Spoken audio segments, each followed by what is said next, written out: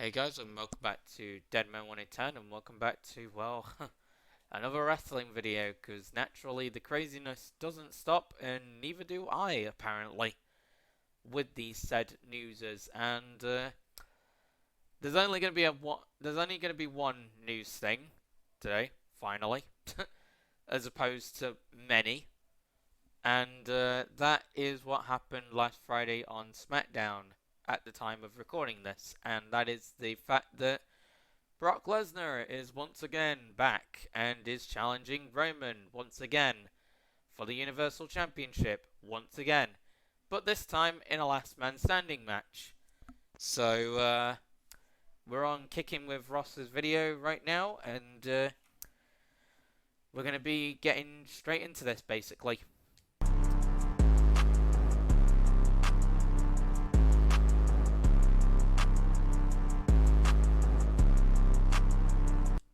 Notice how I cut to the chase quite quickly there, guys. That doesn't happen often. And also, RIP to the one and only Paul White, who was an official for WWE back in the day. Yeah, he sadly passed away recently, so RIP to him, because you can obviously see his picture there. But apparently another referee passed away or something. I don't know. But anyway, it's not about them, obviously. No disrespect to them. It's about Lesnar and, of course, his return and how Kicking In With Ross is basically going to go on a rant in a few seconds.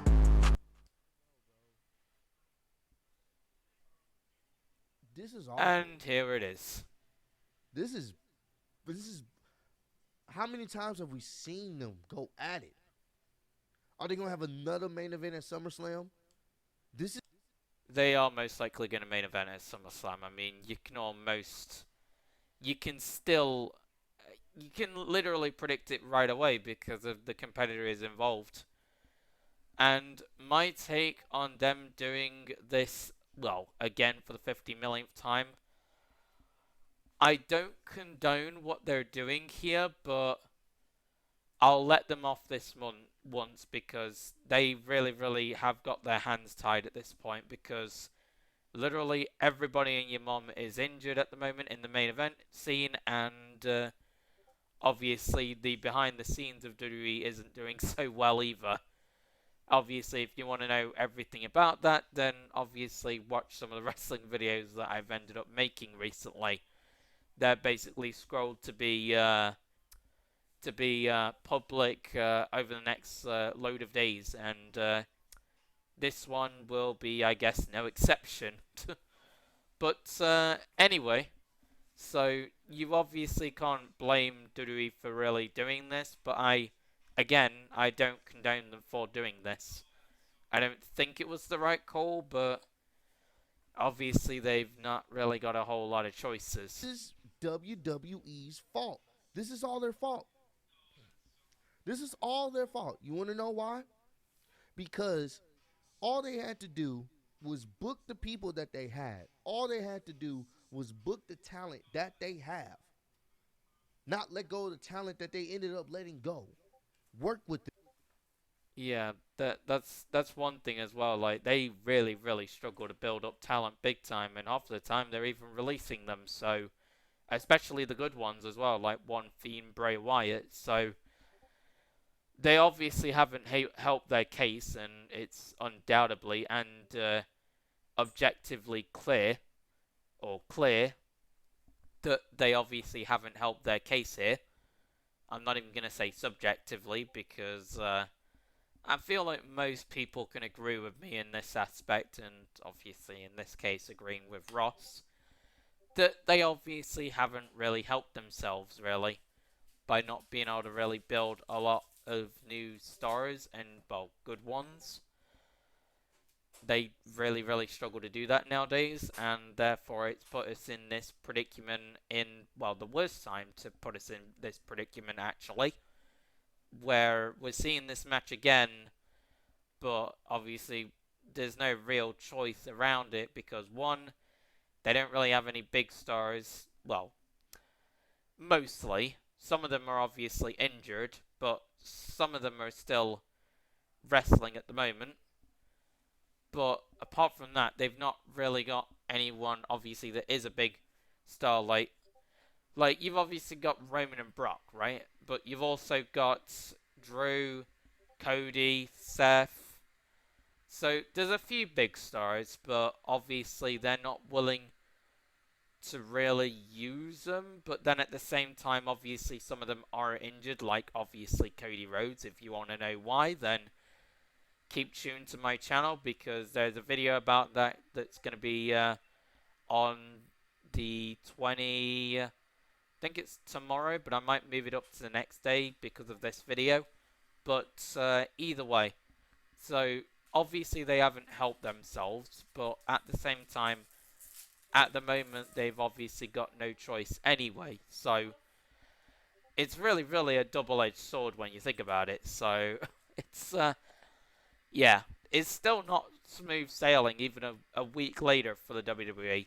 It really, really isn't by any means necessary. Like, it really, really isn't. A week later, we're still not on smooth sailing right now in the world of WWE, at least. But in the world of wrestling, I suppose, as well. And instead, we keep going back to the same goddamn well. Are you guys not tired of this? Y'all can't tell me this excites you. How?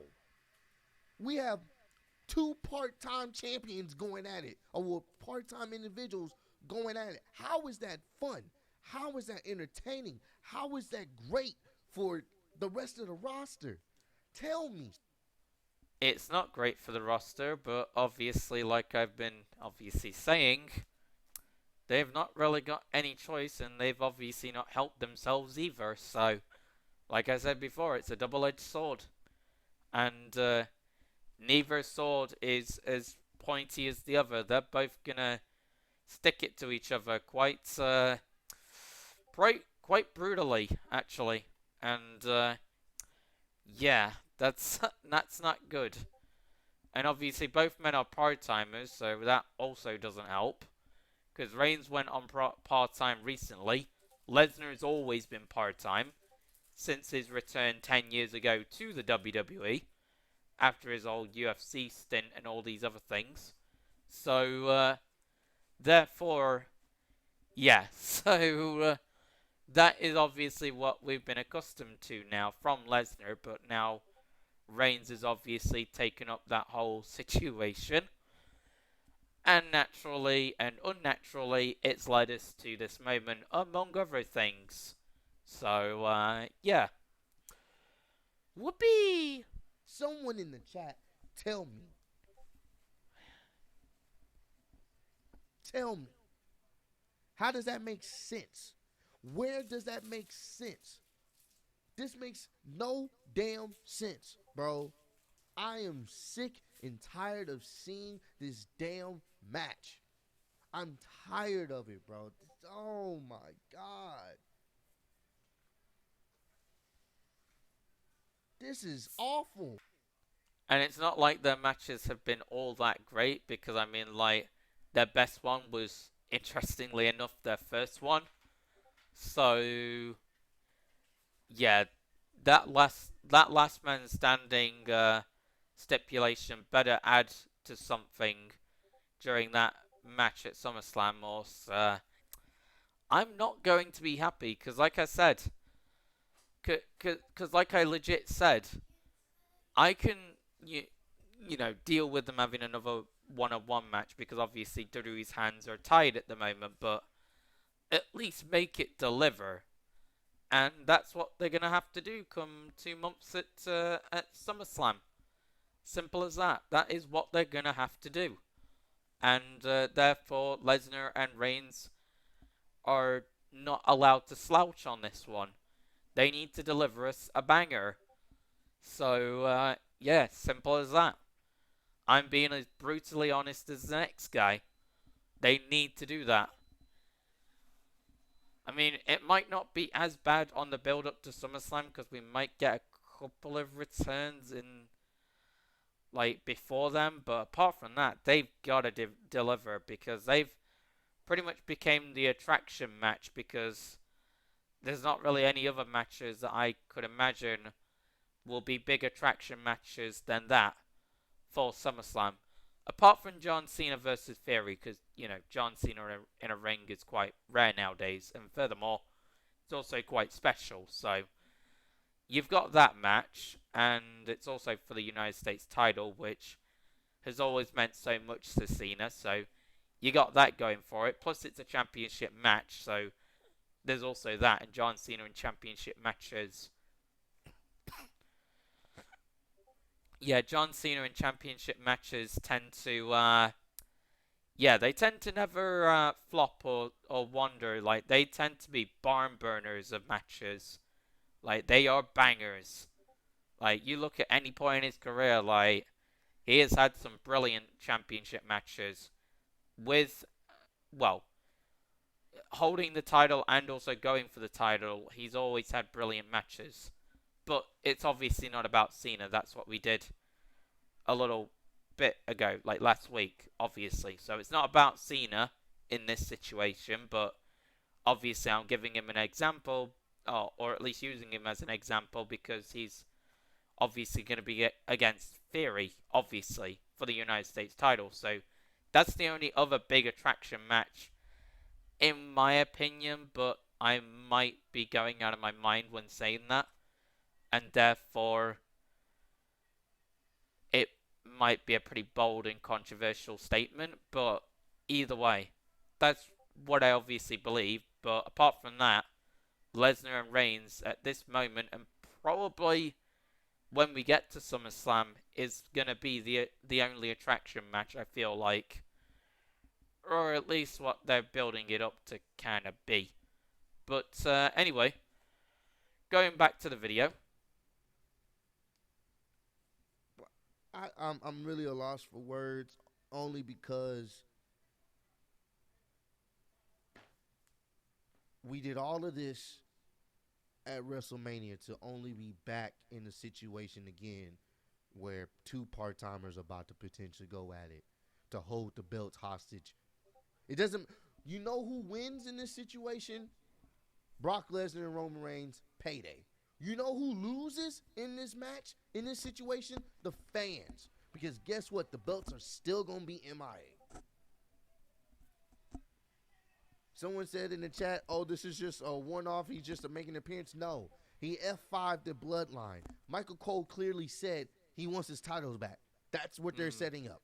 I don't know if they're setting it up for Money in the Bank. I think there were rumors that he was going to be at Money in the Bank. I don't want to see that at Money in the Bank. I don't want to see that at SummerSlam. I don't want to see that no more.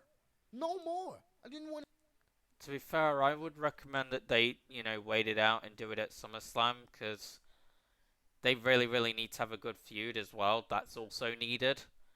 And there's no way they're going to get a good feud before Money in the Bank, because, I mean, it's literally on the 2nd of July. Like, we are fast approaching this thing, even though I know literally nothing about it, because it's pretty much become an afterthought, apart from some of the participants. Sorry about the cough, guys. Apart from some of the participants in the women's Money in the Bank ladder match. That's literally all I know about the event, because it's just felt like such an afterthought because of everything that's gone down in the wrestling world anyway. So, yeah. So based on that, I think, this feud definitely needs more time to obviously grow, and therefore, obviously we want to be, thingy. We want to be stretching out this feud till SummerSlam. I think that's the best thing that you could do. But then again, they might have a pay-per-view in July. Who the hell knows? So like Extreme Rules or something. I don't know what the ideas are for July when it comes to a premium live event, not a pay-per-view.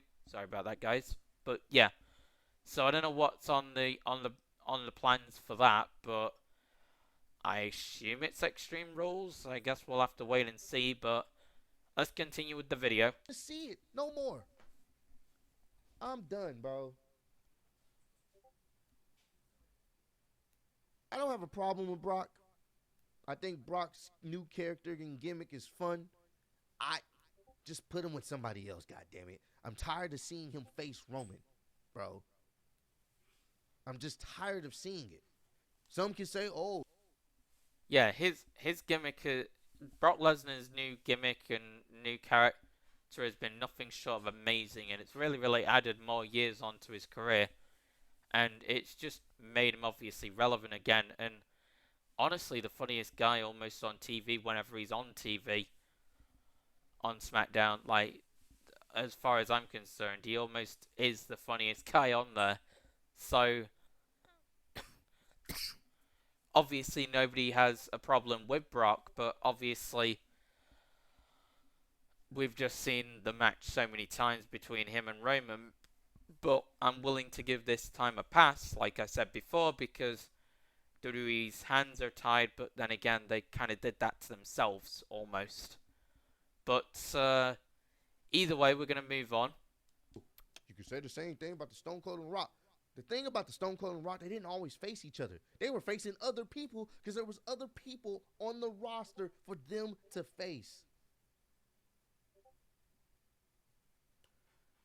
I'm just disappointed, bro. I'm very disappointed in the booking decision here, bro.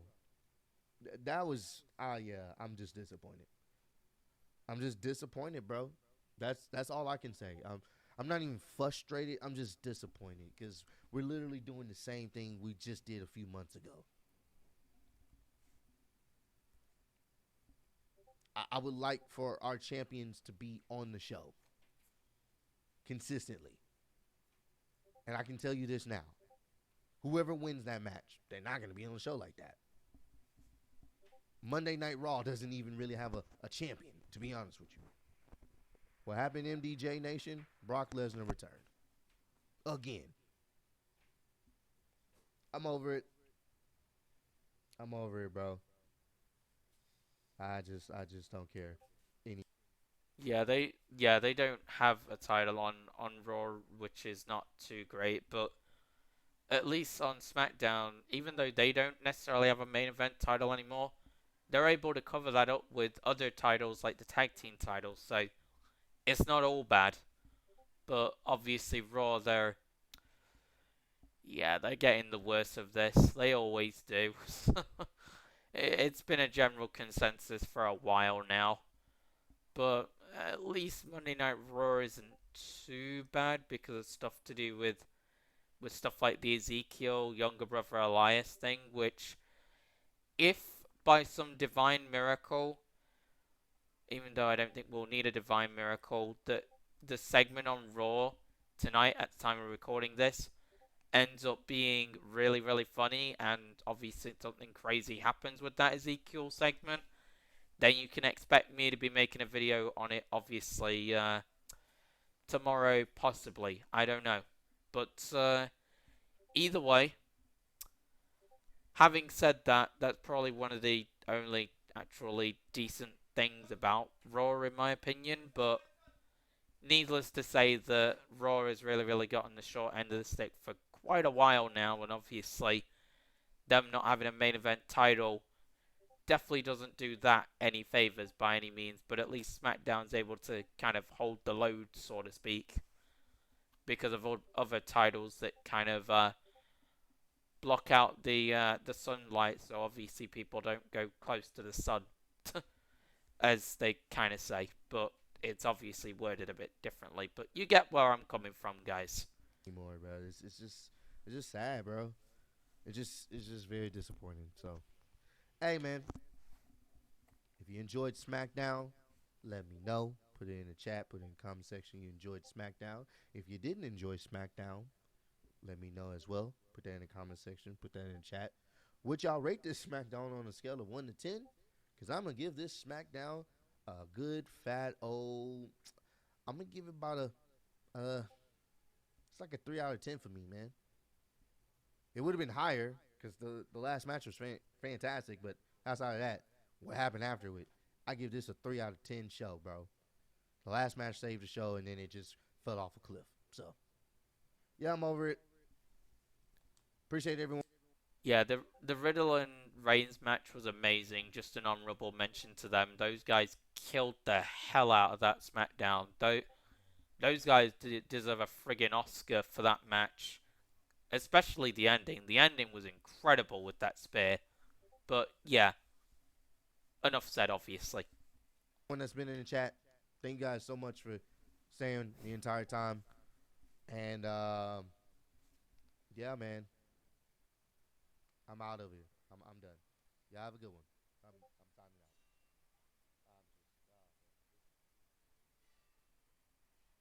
out. And that leads us to the end of, well, this video, obviously. So if you guys enjoyed this video, then like, comment, subscribe, share the videos, favorite videos. If we could get up to 60 likes, that'll be great. We want to make sure that people never feel alone. That's what I needed when I was younger. Yeah. So, like I said, if you guys enjoyed this video, like, comment, subscribe, share the videos, favorite videos. If we could get up to 60 likes, that'll be great. And yeah, ciao, guys.